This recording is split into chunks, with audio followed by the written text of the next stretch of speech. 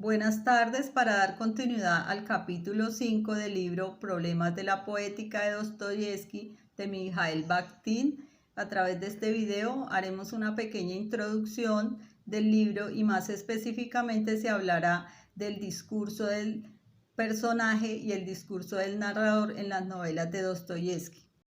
En 1929 Bakhtin publica su libro Problemas de la Poética de Dostoyevsky, donde por primera vez introduce los conceptos de dialogismo y polifonía.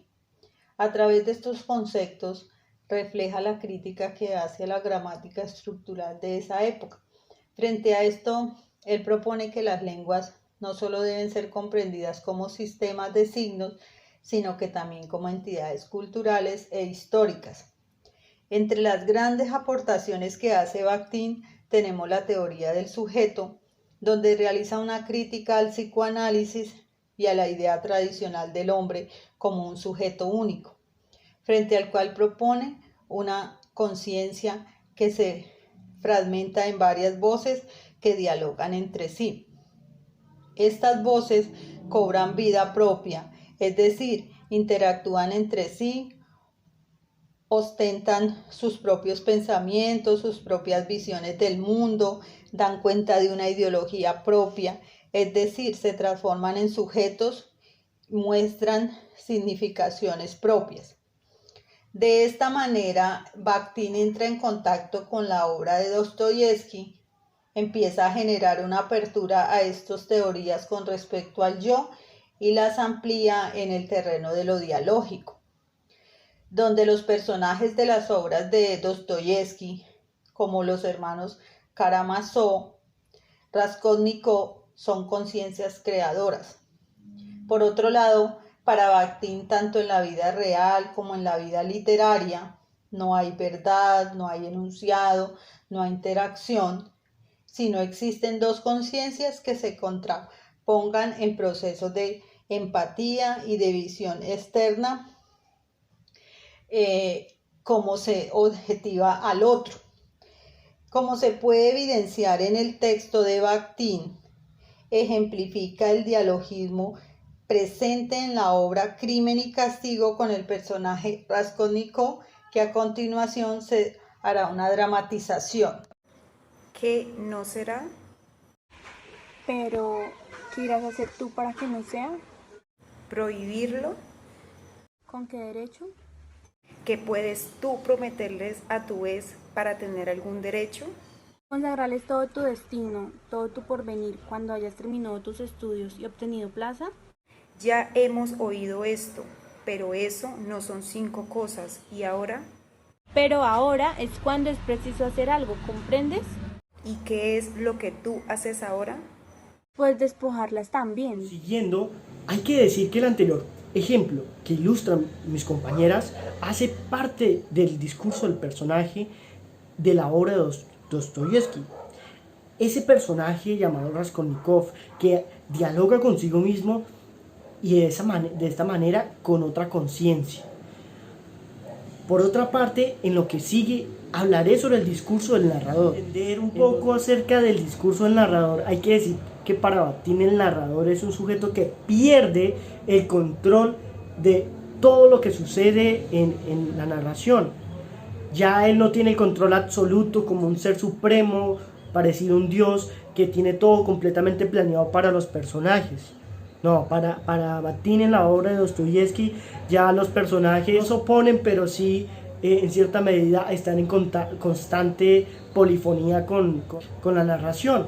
Por lo tanto, es un constante dialogismo. El discurso del narrador. El discurso del narrador en las obras de Dostoyevsky, según Bakhtin, hay dos tipos. Un tipo que es el discurso del narrador protocolario, informativo, y el discurso del narrador del personaje, y ese es el que cobra, este último es el que cobra relevancia dentro de lo que plantea Bakhtin. Porque él dice que el discurso protocolario no aporta ningún cambio o tono, pues en comparación con la palabra del personaje. Por tanto, explicando un poco el discurso de del narrador protocolar, informativo, es el que vemos comúnmente en las novelas o en los cuentos, donde el narrador es totalmente ajeno de lo que pasa y de lo que dice de los personajes. Lo dice en un tono seguro, objetivo.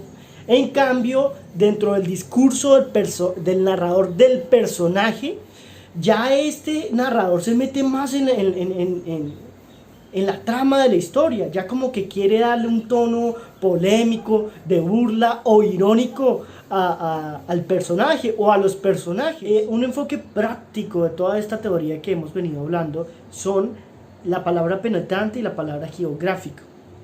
Son fundamentales. Eso lo vamos a hablar un poquito más adelante, pero primero vamos a hablar sobre la palabra ajena, que es la que surge, a partir de esta surgen las dos palabras que ya mencionamos.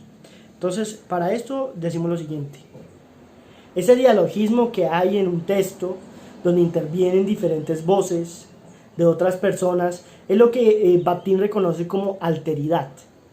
La alteridad viene de algo que él menciona como la palabra ajena. ¿Qué es la palabra ajena?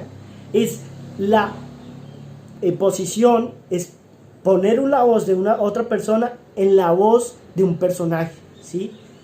Es como que yo estoy aquí y me llega la voz de otra persona, es una voz ajena, es una palabra ajena. Ahora bien, hay dos tipos de palabra ajena: la palabra penetrante y la palabra agiográfica. Y ahí es donde nos compete el análisis, ya que la palabra penetrante, según Bakhtin, es aquella que se inserta en el individuo, en el sujeto discursivo, en el personaje. Y en el caso de las obras de Dostoyevsky, pues él dice que los personajes tienen, digamos, esa idea en la cabeza, que haga tal cosa, hasta que el personaje se lo termina creyendo y lo termina haciendo. Por lo tanto, paramos con lo que puede pasar con un discurso, por ejemplo, de un noticiero, etc. Eso puede pasar en la realidad. A propósito de la palabra penetrante, él dice, Bakhtin, que en las obras de Dostoyevsky pocas veces se encuentra la palabra geográfica. Geográfica, sí, lo que pasa es que la palabra geográfica es como lo contrario, es como la autenticidad, lo contrario de la penetrante. Es como la autenticidad de la persona, es como que salga a relucir lo que esa persona es, lo que ese personaje es, sin la influencia de otros. Para finalizar, hay que decir que el discurso del narrador y el discurso del personaje siempre, según Bakhtin, en las obras de Dostoyevsky, va hacia el personaje, gira hacia el personaje. El discurso del narrador está para el personaje. Entonces, y lo que más compete es el monologismo interior que hay y ese dialogismo que se expande a otras voces ajenas. Decir que todo esto que hemos visto, el modo práctico, nos sirve de todo lo que vimos para poder aplicarlo a diferentes situaciones sociales, bueno, situaciones no, sino textos, por decirlo así, sociales, como noticias e imágenes, memes. Y pues creo que es una herramienta valiosísima para el análisis crítico del discurso y para poder escudriñar ese discurso corrompido por el poder. Muchas gracias por escucharnos.